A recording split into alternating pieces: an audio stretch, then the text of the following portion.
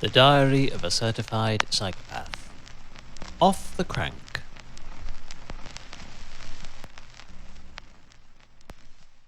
Morning Rise.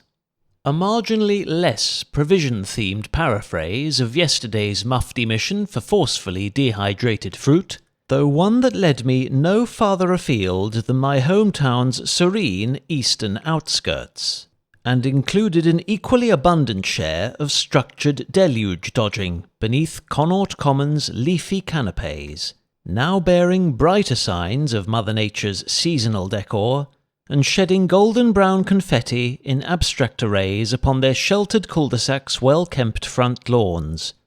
each frameless vignette a haunting study of solemn sepia reveries,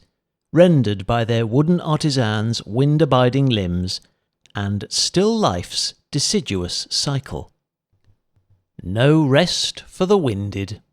A guttural caw to arms from one of Harbourway's growing rogue rooster fraternity might have proven more welcome than this overcast dawn's autumnal rumble, had it coaxed a pair of lead-lined legs into crawling a little faster across the perilous pothole Paris that now spans an augmenting portion of Shoreham's idyllic period quarter,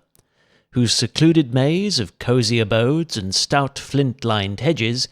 today provided scant respite, even to its most sheltered potted perennials, from the ubiquitous Southwestern Union's turbulent assaults. Aside from almost ripping my compostable pannier of half-baked wholemeal provisions to shreds during an ill-advised detour home down Ferry Road, this merciless elemental alliance succeeded in capsizing more wheelie bins than an army of renegade warthogs,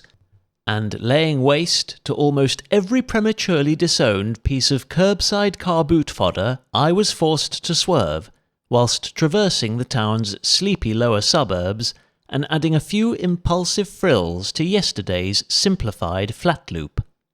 Balance trikes blown into unceremonious tilts, barely propped up by their scuffed handlebars, next to stray basketballs that had evidently sailed far from their original please take me points in forlorn efforts to rehouse themselves, received a timely tow from one reticulated road train whilst mashing melons over Norfolk Bridge in a double-hunched huff, but wasn't fast enough to identify this long-haul night shifter's logistical employer, let alone snap a picture for post-ride analysis. Walking therapy.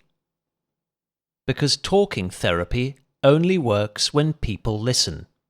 A somewhat paradoxical conundrum to burden one's perspiring brow with, whilst attempting to execute mid-soled strikes over their open-air fitness mecca's unkempt grassy verges, each a profuse and protective wilderness to the teeming communities of creepy slideys that roam the rich soil beneath its ragged weeds, sheltered from the sharp eyes of peckish predators, and whose fecund carpets of clover quivered in contented acquiescence to a soothing southerly's silky whispers. Such picturesque detours off the beaten bitumen were accompanied by spontaneous shortcuts across roundabouts, and tentative shuffles down sun-blushed boardwalks, discreetly dodging a steady stream of oncoming human traffic, including parents with broad bendy buggies, and one typically hot-tempered Pomeranian on a loose leash, all whilst toting an arm-mounted pannier loaded with a modest selection of vitamin-infused victuals and cosmetically commercialised commodities, which would not only fulfil the faddy nutritional demands of any self-proclaimed dietitian your weekend guesthouse may be accommodating, but also meet the militant sanitisation standards harboured by their personally appointed cleaning staff.